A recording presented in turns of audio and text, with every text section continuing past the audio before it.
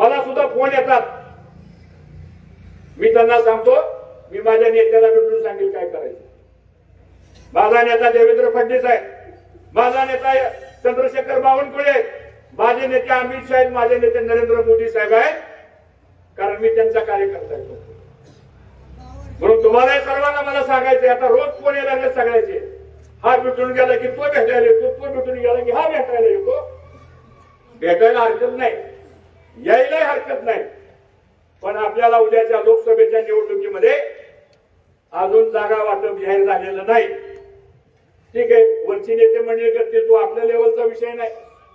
जागा वाटप झाल्यानंतर उमेदवार ठरतील, उमेदवार ठरल्यानंतर घोषणा होईल, घोषणा झाल्यानंतर कोर कमिटीची बैठक होईल, कोर कमिटीची बाबा बैठक झाल्यानंतर मग बोलवतील आपल्याला,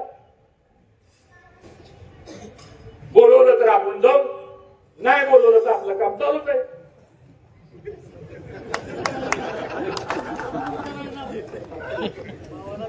नाही सांगतो तुम्हाला मी, ठीक आहे, तो विषय वरच्या पातळीवर होईल। त्यामुळे लोकसभेच्या निवडणुकीच्या बाबतीमध्ये आपले वरिष्ठ नेत्याच्या संदर्भातली काय भूमिका घेतली, आपल्याबद्दल परत तक्रार केली, म्हणले हे मेळावे चाललेत ना म्हणले, आणि आमच्या पक्षाचा कार्यक्रम आहे, तुम्ही तर कॉन्ट्रॅक्टचं म्हणला, आता ती पक्षावर सुद्धा बोलावं लागेल। आता आमच्या पक्षाची बैठक घ्यायची नाही, तुमची परवानगी घ्यायची आम्ही। एबीपी माझा, उघडा डोळे बघा नीट।